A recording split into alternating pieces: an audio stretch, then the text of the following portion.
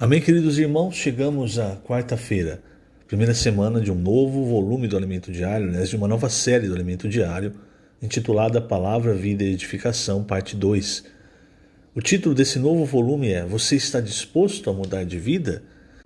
O título da primeira semana, A Festa dos Tabernáculos. E o título da quarta-feira, A História da Igreja, da degradação do templo à reedificação dos muros. O versículo, Apocalipse capítulo 3, versículo 2. Sê vigilante e consolida o resto que estava para morrer, porque não tenho achado íntegras as tuas obras na presença do meu Deus. Senhor Jesus, obrigado, Senhor, por mais um dia. E obrigado, Senhor, por tudo que o Senhor tem nos dado, inclusive a tua palavra. Que essa palavra, como afiada espada, entre no nosso interior, separe alma de espírito, as coisas naturais das coisas espirituais, que possa fazer morrer aquilo que não te agrada, aquilo que o Senhor, aquelas obras que o Senhor não acha íntegras na tua presença. Que a tua luz, Senhor, brilhe fortemente para nós, que sejamos sempre alvos da tua misericórdia, amado Senhor, pois o Senhor é rico em misericórdia. Com o teu amor, pois tu és amor, tu és o próprio amor. Por nos amar se entregou. Senhor, nós não podemos te agradecer, apenas nos oferecer como um sacrifício vivo, como um sacrifício santo, como um sacrifício que te agrada, pois esse é o nosso coração é agradar ao Senhor. Que morram as obras, a tudo aquilo ainda que há em nós que não te agrade, e que permaneça apenas aquilo que foi semeado por ti, Senhor. Esse é o desejo de nosso coração. Obrigado por tua palavra, obrigado pelo guiar do teu Espírito através da tua palavra. Jesus é o nosso Senhor. Muito bem, queridos irmãos, hoje eu vou fazer uma coisa que eu nunca fiz. Eu vou ler todo o trecho do Alimento Diário e fazer algumas considerações. Porque eu acho importante, o texto do Alimento Diário ele está muito rico e muito conciso para nos mostrar, irmãos, as 7 igrejas, a história das 7 igrejas, a parte profética das 7 igrejas da Ásia, descritas em Apocalipse. Então veja, eu vou começar a página 11, começar no primeiro parágrafo. Os capítulos 2º e 3º de Apocalipse são como radiografias das 7 igrejas da Ásia Menor: Éfeso, Esmirna, Pérgamo, Tiatira, Sardes, Filadélfia e Laodiceia. Cada uma representa as características predominantes das igrejas ao longo de mais de 2000 anos de história. Conforme já vimos, as igrejas no primeiro século correspondem à igreja em Éfeso. Nessa época, apesar das oposições, a palavra profética era forte, alimentava os irmãos e lhes indicava a direção. Eu vou parar aqui, vou fazer a primeira pausa aqui, certo? Por quê? Quando você vê a igreja em Éfeso, então ali você vê as igrejas no final do primeiro século. Depois você começa a partir de Pérgamo, ver como a igreja sofreu a perseguição. Ainda era uma época ainda positiva para a igreja, mas a partir de... eu falei Pérgamo, é Esmirna, desculpe. A partir de Pérgamo é que as coisas começam então a se degradar de vez. Esmirna ainda enfrentou muita oposição, muitos irmãos morreram, e ali o Senhor inclusive diz: ser fiel até a morte e dar-te-ei a coroa da vida. Então a partir de Pérgamo as coisas, como nós vamos ver, elas começam realmente a se degradar. Mas por que eu parei aqui? Veja só. Você se lembra, irmãos, que a igreja em Éfeso era uma igreja que o apóstolo Paulo cuidou, ele estabeleceu ali um centro de obra, como o nosso SEAP hoje, e ali ele aperfeiçoava missionários para que o evangelho fosse levado a toda a Ásia, enfim, aos lugares mais distantes possíveis. Não é? Então, a igreja em Éfeso foi uma igreja em que o apóstolo Paulo deu muita atenção. Então, a igreja em Éfeso recebeu muitas verdades. E a igreja em Éfeso recebia a palavra profética. Mas, quando Paulo escreve a Timóteo, e ali, irmãos, já próximo ao seu martírio, ele fala: olha, eu falo para Timóteo, eu te mandei ficar em Éfeso porque tinha alguns que estavam falando outra coisa, palavras que promoviam discussões, mas não promoviam a economia de Deus na fé. A palavra profética, irmãos, é para promover a economia de Deus em nós. Ela não é para ficar promovendo discussões, arrazoamentos, enfim, não é o objetivo da palavra profética. E nessa época, então, quem falava principalmente aos gentios era o apóstolo Paulo. A ele tinha sido dada, pela graça de Deus, esse dom de ser um dispenseiro, aquele que fala das riquezas insondáveis de Cristo às igrejas. Mas em determinado momento, irmãos, o apóstolo Paulo dormiu no Senhor. E aí, nessa lacuna entre o apóstolo Paulo e João, nós vemos a carta de Apocalipse do Senhor Jesus à igreja em Éfeso. E ali, irmãos, ele elogia Éfeso, porque com respeito à doutrina, eles estavam muito bem. Eles tinham perseverança, eles sabiam declarar, sabiam detectar os apóstolos, aqueles que falavam, que se diziam apóstolos e não eram. Mas o problema, irmãos, é que quando falta a palavra profética, o que acontece? No versículo 4, Apocalipse 2, o Senhor falou: eu tenho porém contra ti, que abandonaste o teu primeiro amor. Então, em algum momento, irmãos, quando falta a palavra profética, a gente acaba se desviando, ou às vezes não é nem se desviando por questão de pecado, não, mas às vezes se desviando nas próprias doutrinas e ficando como se fosse um fariseu, sabe? E perde a essência de tudo, que é o primeiro amor.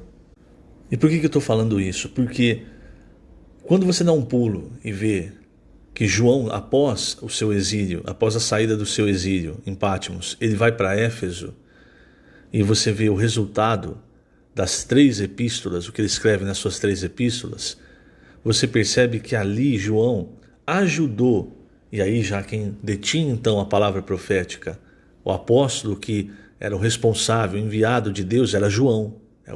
No final, nós estamos falando do final do primeiro século. Ele ajudou, irmãos, os irmãos a voltarem ao primeiro amor. E quando você volta, quando você volta para o primeiro amor de verdade, que você começa a andar na verdade. Porque uma coisa é você saber a verdade, ter toda a verdade na sua mente como eles tinham. Outra coisa é você andar na verdade. Então, quando você lê as epístolas de João, ele fala sobre esses irmãos andando na verdade. E ele começa a enviar esses irmãos novamente. Porque o apóstolo Paulo, lembra, antes, lá no começo, ele fez um centro de aperfeiçoamento para missionários, para enviar os missionários para cidades. E ali, quando você olha as epístolas de João, você vê que novamente os irmãos em Éfeso estavam saindo por causa do evangelho. Então veja como a palavra profética, a palavra ali de João, que é a palavra dada por Deus. Por isso que eu estou falando da palavra profética. A palavra dada por Deus, irmãos. E é falada por aquele que ele determinou, que ele enviou. Aliás, é por isso que a palavra apóstolo é enviado. Então você vê como isso alinhou a igreja no centro da vontade de Deus, no que era importante para Deus. Porque senão, irmãos, a gente fica com tantas verdades na cabeça, na mente, e esquece ou é desviado daquilo que é o principal, do caminho principal, daquilo que é importante para Deus. Esse versículo, Apocalipse 3, versículo 2, que nós lemos, um versículo para a igreja em Sardes, é um versículo muito forte, irmãos. O Senhor está mandando, vou ler de novo, ser vigilante e consolida o resto que estava para morrer. Por quê? Porque ele disse no versículo 1, tem nome de que vive e está morto. Então tem coisa morta e a igreja em Sardes não consegue consolidar e deixar morrer de fato, fica tentando levar aquilo adiante. E aí o Senhor diz, porque eu não tenho achado íntegras as tuas obras na presença do meu Deus. Será, irmãos, que isso também acontece com a gente? Então a palavra profética ela vem exatamente para dar essa direção, para você olhar e perceber, para você ver, é aqui o caminho. Veja, em Mateus 24, a gente está muito acostumado com o versículo 14, que é Será pregado este evangelho do reino por todo o mundo, para testemunha a todas as nações, então virá o fim. Mas a partir do versículo 11, fala o seguinte, está falando do tempo final, provavelmente do tempo que nós estamos. Levantar-se-ão muitos falsos profetas e enganarão a muitos. A questão é, irmãos, quando não há palavra profética, o versículo 12 acontece, e aconteceu na história da igreja. E por se multiplicar a iniquidade, o amor se esfriará de quase todos. O que aconteceu com a igreja em Éfeso? Perdeu o primeiro amor. Ali, quando fala amor, é ágape. Aqui em Mateus 24, quando fala que o amor vai se esfriar, é ágape. Ou seja, é a palavra, irmãos, de Deus, que vem e traz para nós o que Deus é. E essa palavra gera em nós, então, o amor. Mas essa palavra, ela não é para ser só apreciada, olha que bonita, olha que mensagem maravilhosa, é para ser praticada. A verdade é para ser andada, entende? É um caminho. Então, levantar-se-ão muitos falsos profetas, enganarão a muitos. Ou seja, pessoas que falam em nome de Deus, mas na verdade não têm a palavra de Deus. E por se multiplicar a iniquidade, então o amor vai se esfriar de quase todos. Por quê? Porque aquilo que fala para você errou, volte ao primeiro amor, não vai mais existir. Só vai existir assim, não, pode viver a vida que você está vivendo. Deus é amor, Deus é maravilhoso. Entende a diferença? Aí versículo 13, aquele porém que perseverar até o fim, esse será salvo. É esse o ponto, irmãos. O Senhor está nos dando essa palavra para nós perseverarmos. É como lá em Apocalipse, quando fala da igreja em Filadélfia, fala que ela guardou a palavra da perseverança do Senhor. Então, irmãos, essa palavra é para nós perseverarmos até o fim, pregando o evangelho do reino. E será pregado este evangelho do reino por todo o mundo para testemunhar a todas as nações. Então virá o fim. O evangelho do reino é um evangelho de testemunho. É um evangelho que mostra a vida de Deus, o que ela gera nas pessoas. Então, para você entender, irmãos, o impacto da palavra profética, e principalmente o impacto de quando não havia mais a palavra profética, quando as pessoas se levantavam e falavam, não, eu posso falar por Deus, eu tenho a Bíblia aqui, então eu posso fazer uma interpretação da Bíblia, e aí eu estou falando por Deus. E não é assim, irmãos.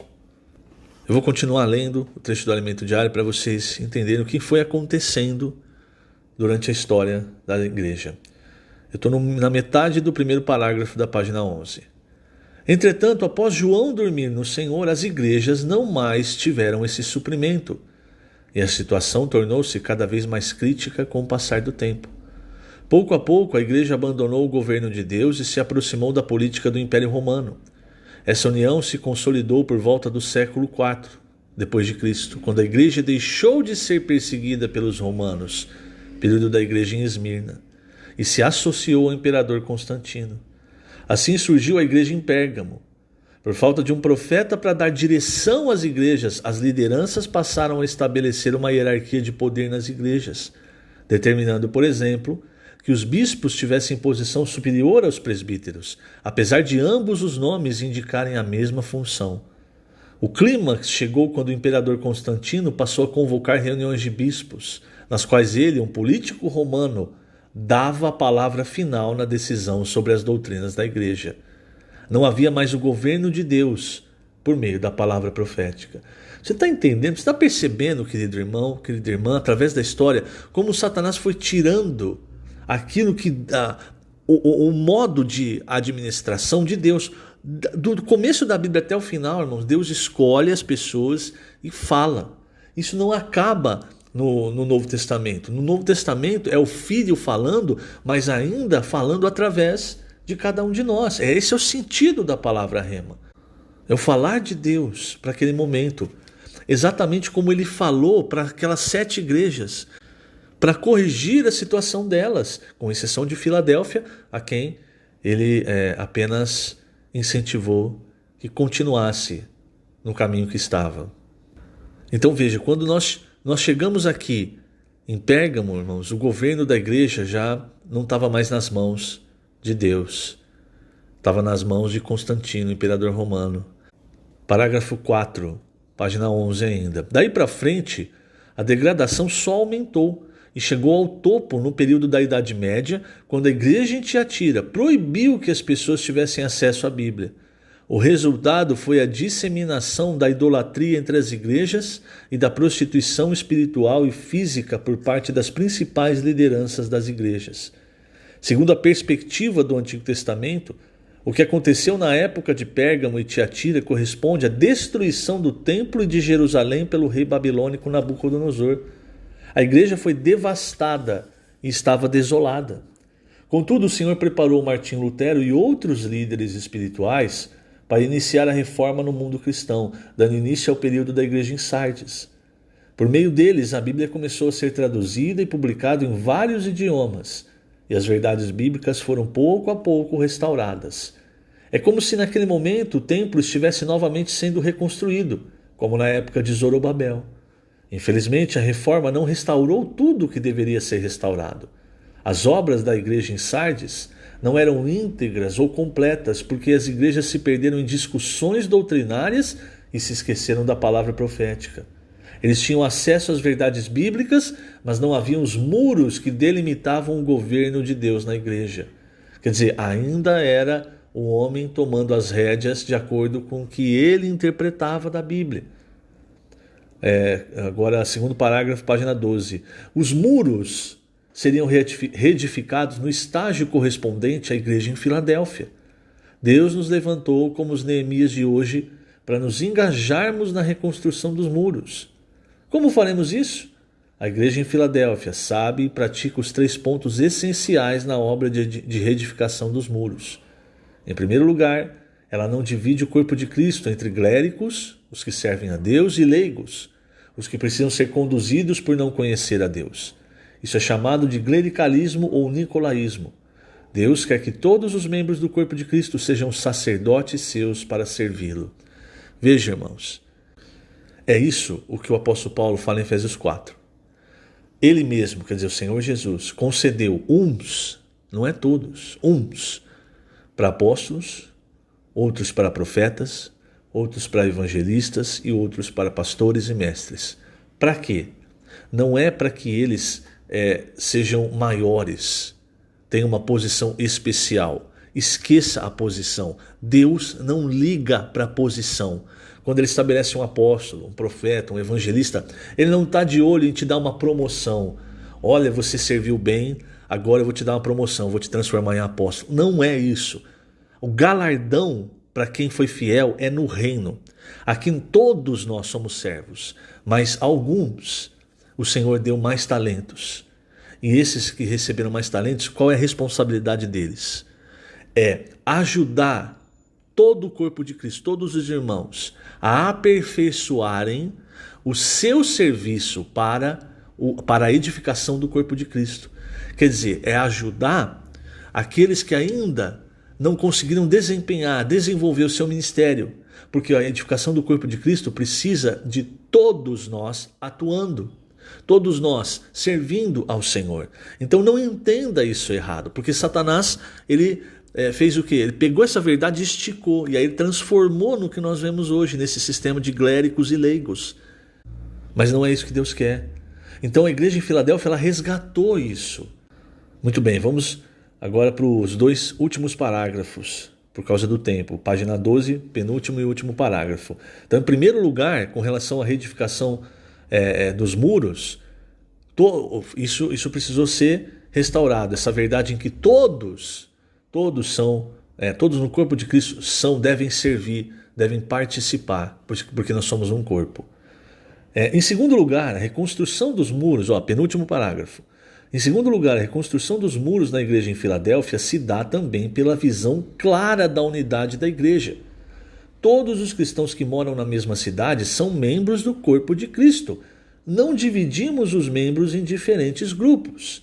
Isso, irmãos, você percebe que a partir do momento em que o Senhor restaurou essa verdade, lá atrás ainda com Atmani, ali a partir dele, porque já vinha sendo restaurado com os irmãos unidos. Mas você vê que é passo a passo. Então, quando o Senhor entregou de vez isso, escolhendo o irmão Atmani, poderia ser qualquer outro irmão, para ver essa verdade, você percebe que ali começou a fluir de forma mais forte a palavra profética novamente. Ali é como se as comportas estivessem abertas, os tesouros da palavra profética foram destrancados. Agora, o Senhor vai avançando, irmãos. O Otmani já dormiu no Senhor. Então aquilo que o Senhor revelou para ele, nós estamos sobre os ombros desses irmãos, mas nós avançamos. Quer dizer, o Senhor avança. Avançou com o irmão Itinisli, avançou com o irmão Dong e hoje tem avançado também, irmãos. Último parágrafo, não tem mais tempo. Em terceiro lugar, o mais importante, Filadélfia restaura os muros porque não duvida que em seu meio há um canal escolhido por Deus para trazer a palavra profética, que dá direção às igrejas, é o que eu acabei de falar agora. Por ter pouca força, ela não confia em si mesma, mas na palavra que sai da boca do profeta. É assim que a igreja em Filadélfia caminha, é assim que o governo de Deus chega até nós e os muros são reedificados. Ver tudo isso, irmãos, é muito importante para nós entendermos onde nós chegamos. Por exemplo, nós vemos 6 igrejas. Mas hoje ainda há o perigo de nós cairmos na igreja em Laodiceia. A igreja em Laodiceia você percebe que ela é o contrário. Aqui Filadélfia, ela percebe, eu tenho pouca força. Então eu preciso da palavra, eu preciso do nome. Mas a igreja em Laodiceia é um sentimento de, eu já tenho tudo. Eu sou rico, eu sou abastado, eu não preciso de coisa alguma. E aí confia em si mesmo, no que a própria capacidade, no tanto que ela tem de aprendizado. Então por isso nós precisamos tomar cuidado, irmãos, para não sair de uma posição em que a porta está aberta, como no caso da igreja em Filadélfia, para uma posição em que a porta está fechada, que é o caso da igreja em Laodiceia. Que o Senhor te abençoe grandemente nesse dia. Lembrando, estamos colocando essas gravações no canal do YouTube da igreja em Ribeirão Preto. Jesus é o Senhor.